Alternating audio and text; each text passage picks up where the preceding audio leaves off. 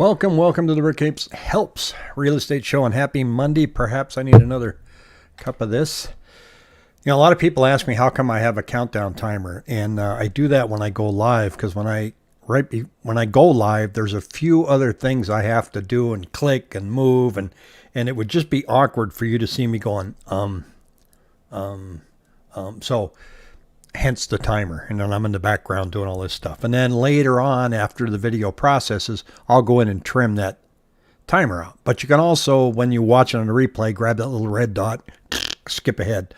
So anyway, good morning. Enough about all the technical Yahoo stuff here. It's I hope you had a great Mother's Day for those of you mothers that were out there, because according to the data this morning, you weren't buying houses.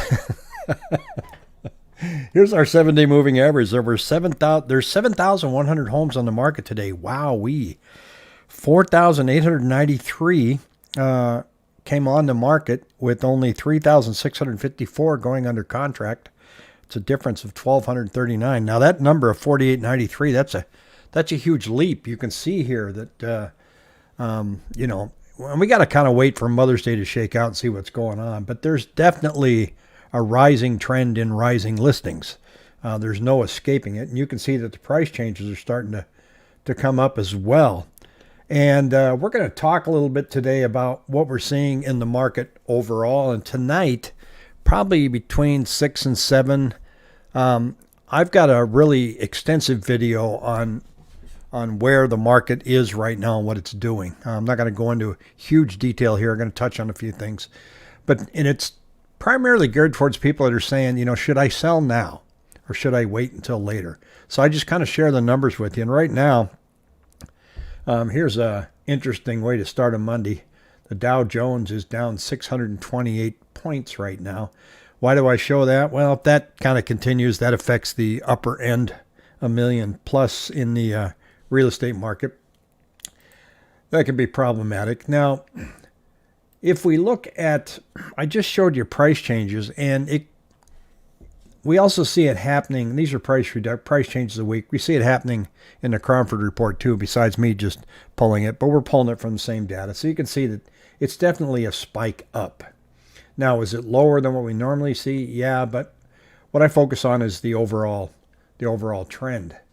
And the other thing I'm looking at here is year-over-year percent change in monthly average sales price. So if sales start to soften and prices, they're pulling back and prices drop, are they dropping, and how slow are they? Because right now you can see that our prices are coming down, right?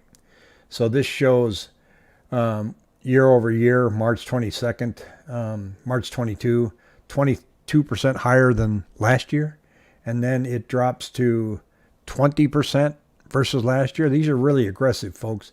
And now we're down to 18%. So even though you see this chart going down, that number is still pretty healthy. And to be honest with you, when you get down here and you see numbers that were there that say 2%, that's not bad either, 2%. So when you get down to these numbers right here, you don't see any negative numbers. So as prices come down, if they come down, we'll watch this and see what's going. And it's highly possible that we could just stabilize. And I'll show you what has to happen. Good morning, everybody. And Stephanie says, yeah, the stock markets have been crashing lately. I wonder if it's having an effect on buyer demand. I think so. I think it's got more of an effect on the buyer psychology right now. Just, yikes, my 401k. I shared this on Friday. Everything's in red. So in other words, the Cromford Market Index is definitely coming down at a pretty good clip. I'll show you where we think this might end up. The index is a forward indicator that's showing the difference between supply and demand. And it says, let's see, YouTube's giving me a warning. It's not receiving enough video to maintain smooth streaming. As such, viewers may experience buffering. If that's happening, will you let me know? Because I don't know if there's anything I can do on here to solve that, except maybe close out a couple things. So bear with me while I do a little technical adjustments here. I know the other day it was buffering really bad on the replay, and there's nothing I can do about that. So the Cromford's saying, this is last 6 weeks looked like the significant turn in the market that we have been anticipating for several years, and there are no obvious upcoming changes expected that would reverse that trend. So good morning, Jackie. So, we are turning. We're turning down. But look, Avondale's still 502. Fountain Hill's still 495. It's definitely still a rabid seller's market. Here's the big, just got a buffering. It happened about a minute ago. Well, let's hope that goes away. It's not showing me the warning now. I cut out for a few seconds. I do that even when you just sit in front of me. Here's the interesting part, and this really illustrates just how much going up. And my other chart shows you the same thing, but look at this. So if we go here to April 16th, we had 5128, 5611, 6,000, 65, 500 a week, okay? And so let's just go ahead and assume that still goes. Well, up, up, up it goes. We end up at 2020 levels. Now, there's a huge difference between what was going on here in 2020 when inventory was coming down versus now when we're going back up. And I go into great detail on that tonight, so I encourage you to come back and share this with your friends as well, because I really go into detail about, if we get up here, does that mean that we're going to hit a balanced market? No, but it means we could get closer. We could be out by the end of summer if at 500 listings added a week to maybe about 16,000 and normal. And you can't even use the word normal in the Arizona market anymore. Normal is about 27,000. But if you get up to about 16,000 listings, I think the bidding wars are out the door.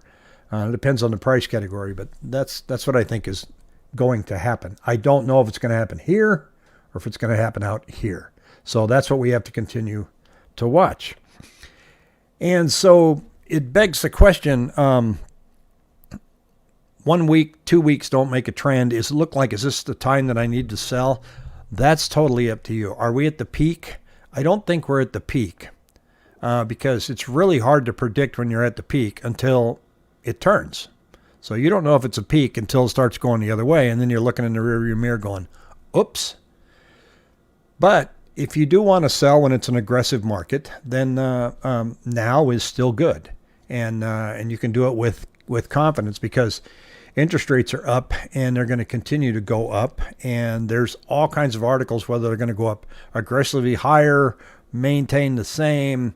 The market has basically taken over and said, you may have raised it 50 basis points, but we've already gone up 75 to 100. So you're starting to see a lot of different moves out there in the market. And here they're talking about the survey of rates. And this is what Freddie Mac does. They put out a survey. Well, by the time they get the results from the survey and they publish it, it's late. So that's why you'll see things on the news that say the average rate is 5.27, when in reality, right now it's 5.64.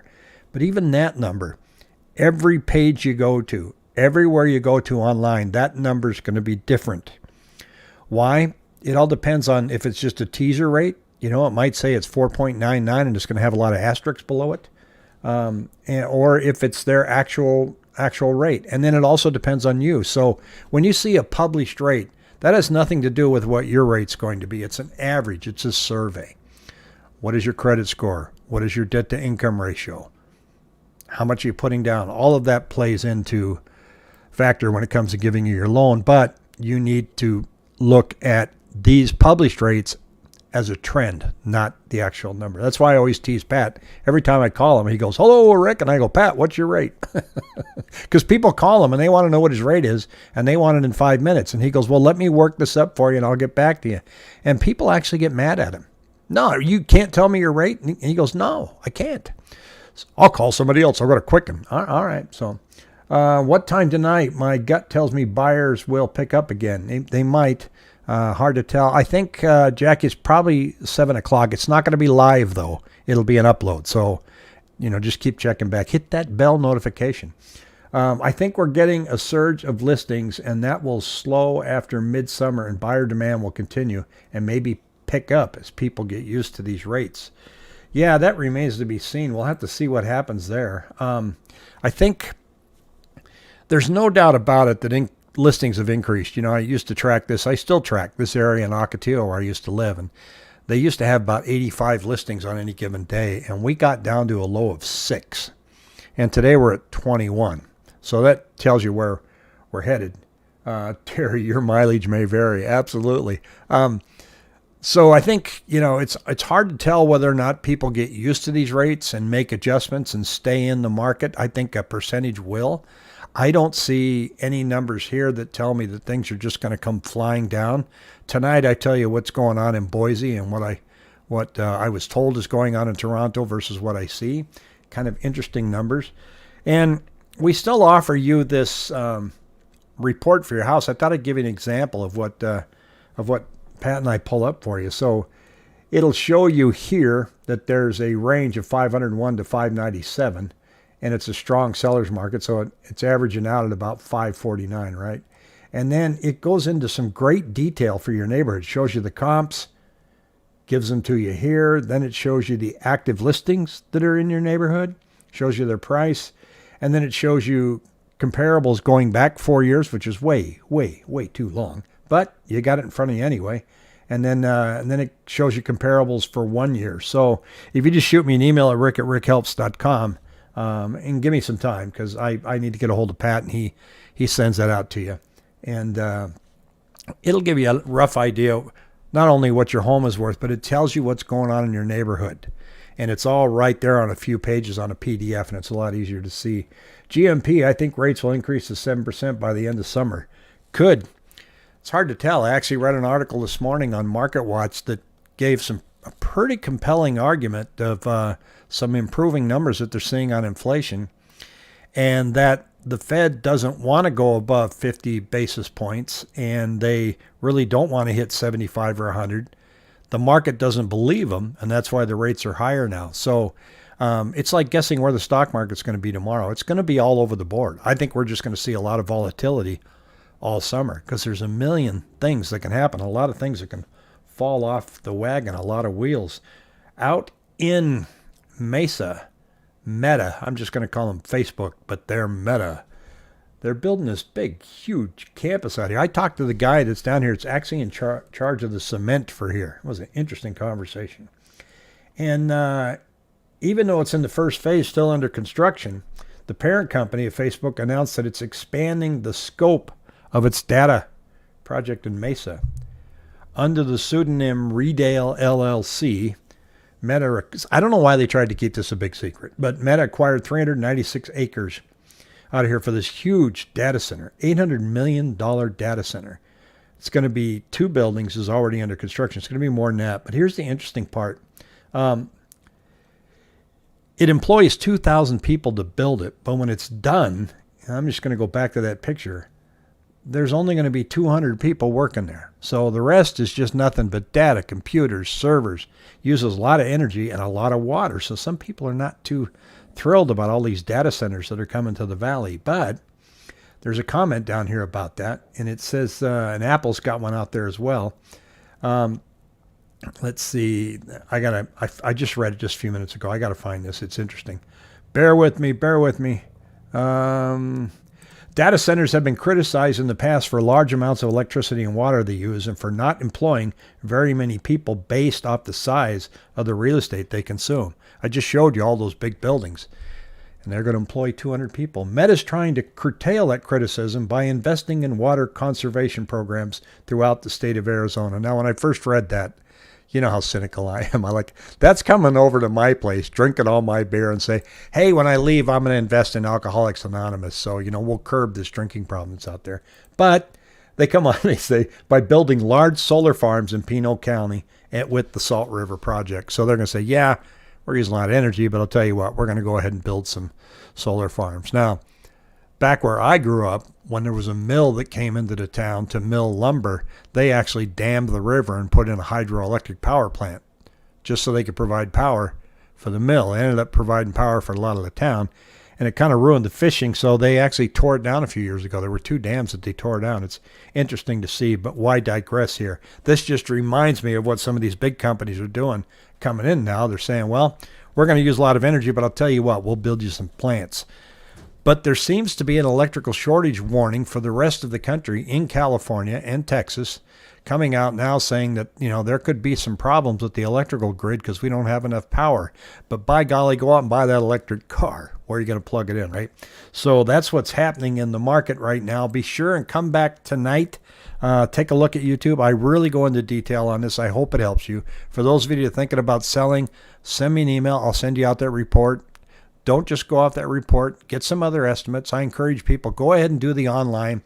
Go to Zillow, go to Redfin, go to Realtor.com, and then ask for this and just sit down and compare all of them. And then if you really want to see where the market is, have an agent come over to your place and sit down and look at it and tell you what's going on and talk about a strategy to sell your home, because it's not just price. You need a strategy. And by strategy, I mean somebody comes in and tells you your house is worth $478. Don't stick to that price.